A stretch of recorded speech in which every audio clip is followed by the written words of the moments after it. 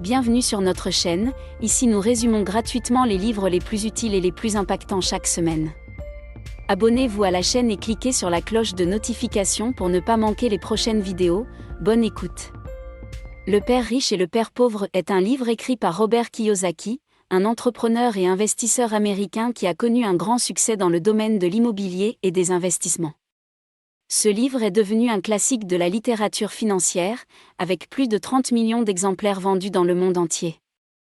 Le livre raconte l'histoire de deux pères, le père riche de l'auteur, qui était un homme d'affaires prospère, et le père pauvre, qui était un employé de la classe moyenne. À travers les histoires de ces deux hommes, Kiyosaki explore les différences fondamentales entre la façon dont les riches et les pauvres pensent et agissent en matière d'argent. Le livre est une lecture fascinante pour toute personne qui souhaite améliorer sa situation financière et acquérir une meilleure compréhension de la manière de gérer son argent. Alors que de nombreux livres sur la finance personnelle se concentrent sur des astuces et des techniques spécifiques, le Père riche et le Père pauvre proposent une approche plus globale et profonde de la gestion de l'argent qui peut aider les lecteurs à changer leur façon de penser sur l'argent et la richesse.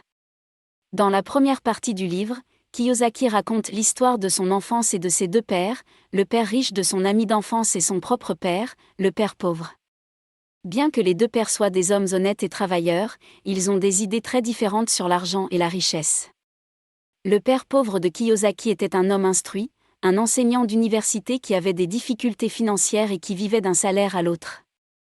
Il était convaincu que la clé du succès était d'obtenir un bon emploi et de travailler dur pour gagner de l'argent. En revanche, le père riche de son ami était un homme d'affaires prospère et indépendant, qui a fait fortune en investissant dans l'immobilier et en créant des entreprises prospères. Le père riche avait une vision différente de l'argent et de la richesse, qu'il partageait souvent avec Kiyosaki. Le père riche a enseigné à Kiyosaki et son ami que l'argent devait être utilisé pour travailler pour eux, plutôt que pour travailler dur pour l'argent. Il leur a montré comment investir dans l'immobilier, comment créer des entreprises et comment utiliser la dette intelligemment pour devenir riche. En revanche, le père pauvre a considéré que la dette était mauvaise et qu'il fallait travailler dur pour éviter de tomber dans la pauvreté. Chers auditeurs, ne manquez aucun de nos contenus inspirants en vous abonnant à notre chaîne et en activant la notification pour être alerté dès que nous publions une nouvelle vidéo. Rejoignez-nous dès maintenant dans notre quête de découverte de livres qui peuvent changer nos vies. Kiyosaki a réalisé que la vision du père riche était plus proche de la réalité financière que celle du père pauvre. Il a vu que les riches investissaient leur argent pour qu'ils travaillent pour eux, tandis que les pauvres travaillaient dur pour l'argent, mais n'investissaient pas suffisamment pour atteindre la richesse. Kiyosaki a commencé à appliquer les leçons apprises auprès du père riche, en investissant dans l'immobilier et en créant sa propre entreprise. Kiyosaki souligne également l'importance de l'éducation financière. Il affirme que l'école ne nous apprend pas comment gérer notre argent et que, pour devenir riche, nous devons apprendre par nous-mêmes. Il insiste sur le fait qu'il est important de lire des livres sur l'investissement, de comprendre les termes financiers et de développer notre propre compréhension de l'argent. En résumé, la première partie de Le Père riche et le Père pauvre présente les idées de base de l'auteur sur l'argent et la richesse, en mettant en évidence les différences de mentalité entre les riches et les pauvres. Kiyosaki encourage les lecteurs à penser différemment sur l'argent, à investir et à devenir financièrement éduqués pour atteindre la richesse. Dans la seconde partie du livre, Kiyosaki poursuit son exploration des différences de mentalité entre les riches et les pauvres, en fournissant des conseils pratiques sur la façon de développer une mentalité de richesse. Kiyosaki met en avant l'importance de l'investissement dans l'immobilier et des entreprises, deux voies que les riches utilisent pour faire travailler leur argent pour eux. Il explique comment l'immobilier peut être un excellent moyen de créer des flux de trésorerie passifs et de s'enrichir, ainsi que les avantages de la création de son entreprise, tels que la liberté financière et la flexibilité. Kiyosaki aborde également la question de la dette, qui est souvent considérée comme mauvaise. Il soutient que la dette peut être utilisée intelligemment pour investir dans l'immobilier et les entreprises, et que la clé est de comprendre la différence entre la dette bonne et la dette mauvaise. Selon lui, la dette bonne est celle qui produit un flux de trésorerie positif, tandis que la dette mauvaise est celle qui consomme le flux de trésorerie. En outre, Kiyosaki souligne l'importance de la formation d'équipe et de la recherche de mentors pour réussir dans les affaires et les investissements. Il explique. Comment les mentors peuvent aider les entrepreneurs à éviter les erreurs coûteuses et à accélérer leur apprentissage, et comment les équipes peuvent aider les entreprises à croître plus rapidement et plus efficacement.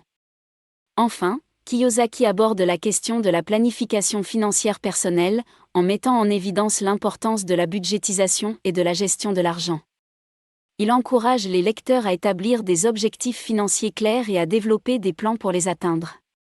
En somme, la seconde partie de Le Père riche et le Père pauvre fournit des conseils pratiques sur la façon de développer une mentalité de richesse et de devenir financièrement indépendant.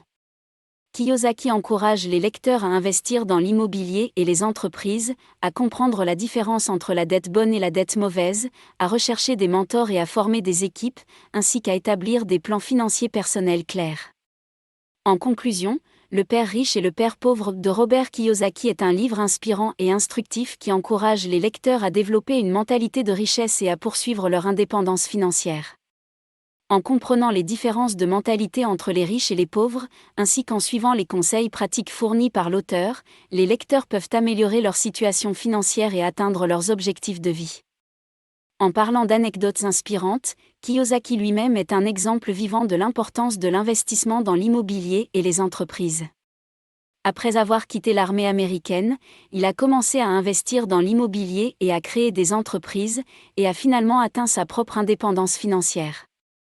Depuis lors, il est devenu un auteur à succès, conférencier et investisseur immobilier reconnu dans le monde entier. Une autre anecdote intéressante est celle de Warren Buffett, l'un des investisseurs les plus riches du monde. Buffett a commencé à investir dans l'immobilier alors qu'il était encore étudiant, en achetant une petite ferme avec son père. Ensuite, il a investi dans des entreprises telles que Coca-Cola et American Express, qui ont finalement rapporté des rendements importants. Aujourd'hui, il est l'un des investisseurs les plus respectés au monde et est connu pour sa sagesse financière. Ces histoires inspirantes démontrent l'importance de la prise de risque et de l'investissement dans l'immobilier et les entreprises, ainsi que de la recherche de mentors et de l'élaboration de plans financiers personnels. En suivant ces conseils, les lecteurs peuvent atteindre leur propre indépendance financière et réaliser leurs rêves. Le Père riche et le Père pauvre est un excellent point de départ pour commencer ce voyage passionnant. Chers auditeurs, j'espère que vous avez apprécié notre résumé. Nous vous souhaitons le meilleur et espérons sincèrement que nos livres auront un impact positif sur votre vie. Merci de votre écoute et à bientôt.